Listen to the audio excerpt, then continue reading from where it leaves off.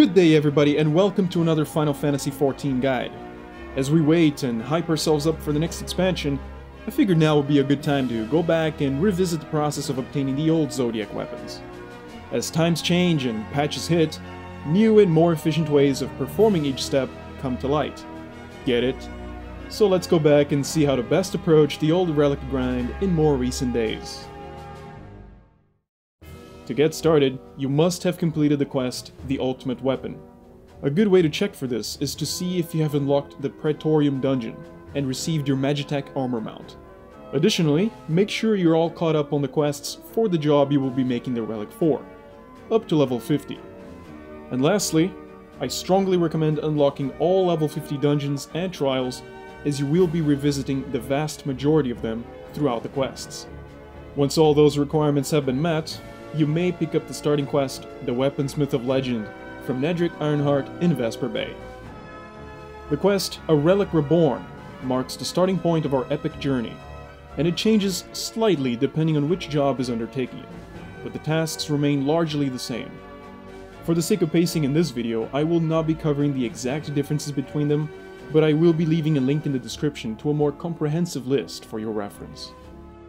Firstly, locate the broken relic weapon, and then purchase or craft a specific class weapon and double meld it with specific grade 3 materia. The melding can be done by the newly added melder NPCs in case you're not able to do it yourself or ask anyone else to do it for you.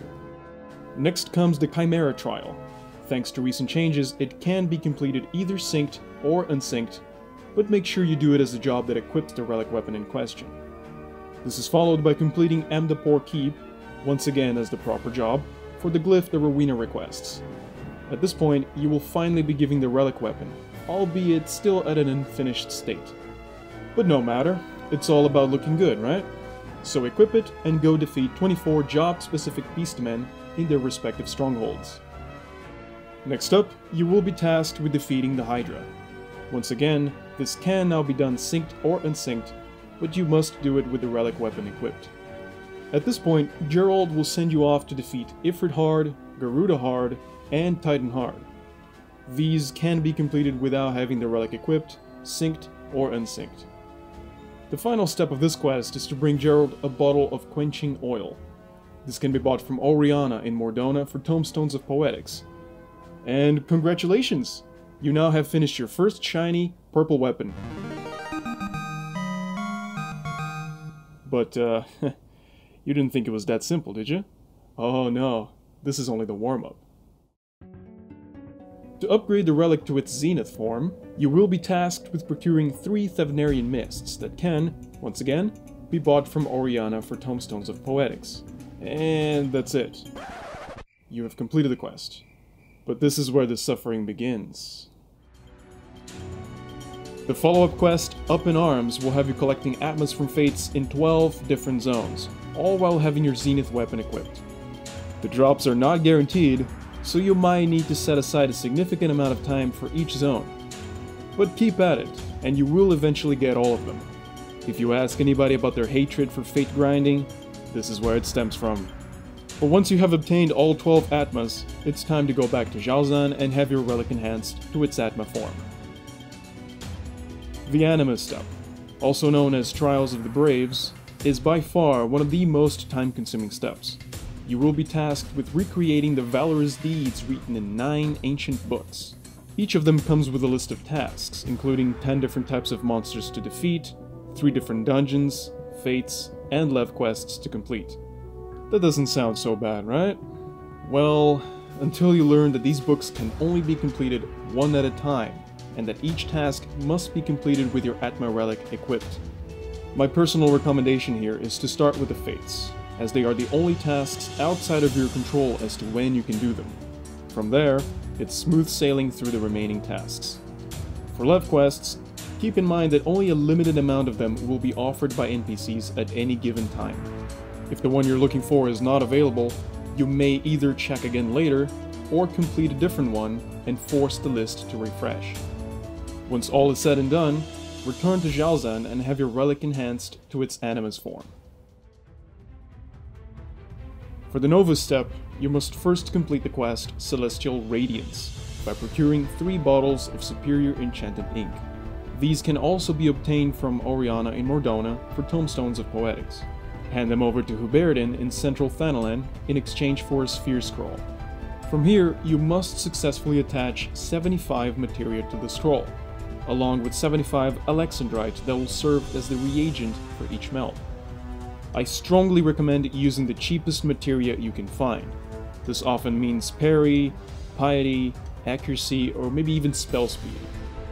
Each stat has a cap, and as more materia is added, the melding chance decreases and you will be forced to use higher grade materia. So don't go buying 75 tier 1 parry materia right out of the gate. For the alexandrite, I strongly recommend farming mysterious maps. These will reward you with 5 alexandrite each, and the maps themselves can be bought from Oriana for Tomestones of Poetics.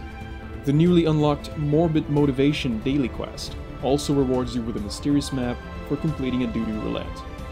Successfully attach all the material to the scroll, return to Jalzan, and you are now ready for your next assignment. Light farming.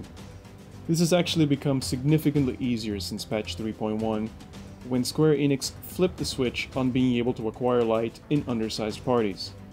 First, make sure you speak to Jalzan again and request that your new relic be soul glazed. And with it equipped, collect light from running just about any level 50 content.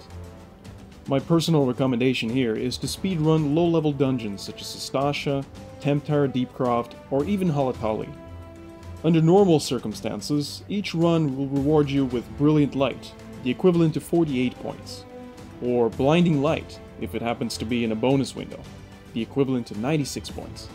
After you have amassed 2,000 points, return to Jalzan and have your relic enhanced to its Nexus form. The Zodiac Braves step is somewhat convoluted and difficult to follow at first, as it is split into 4 new quests: A Pawns of Flesh, Labor of Love, A Treasured Mother, and Method in His Malice. Each quest will require you to submit a number of items from different sources and clear multiple dungeons as you go along.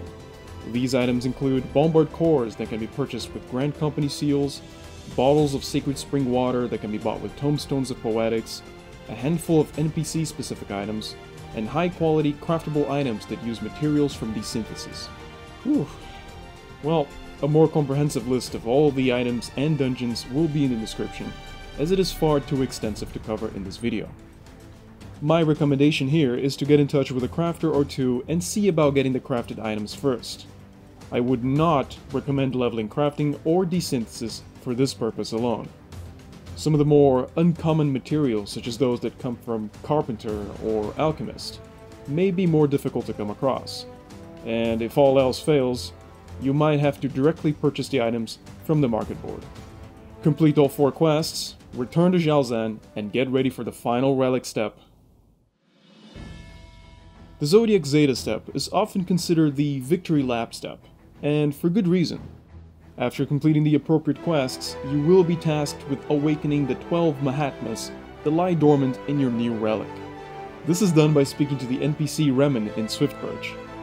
In exchange for a handful of poetics each, Remen will activate the Mahatmas one by one, which you must fully awaken by collecting light, similarly to the Nexus Step, but not nearly as extensively. Each Mahatma requires 40 points to awaken, and just like before, I would recommend speedrunning lower level dungeons from beginning to end. Return to Geralt once all 12 Mahatmas have been awakened, and you will be presented with your final, fully completed Zodiac Zeta weapon.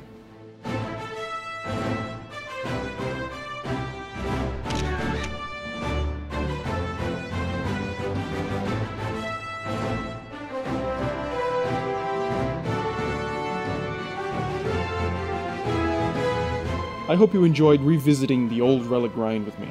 As mentioned before, make sure to use the links provided in the description as reference if you're working on your own relic. And if you enjoyed the video and would like to see more content like this, make sure to leave a like, and maybe subscribe if you'd like to be notified when I release new videos. But until then, this has been Graehl, and I hope to see you next time.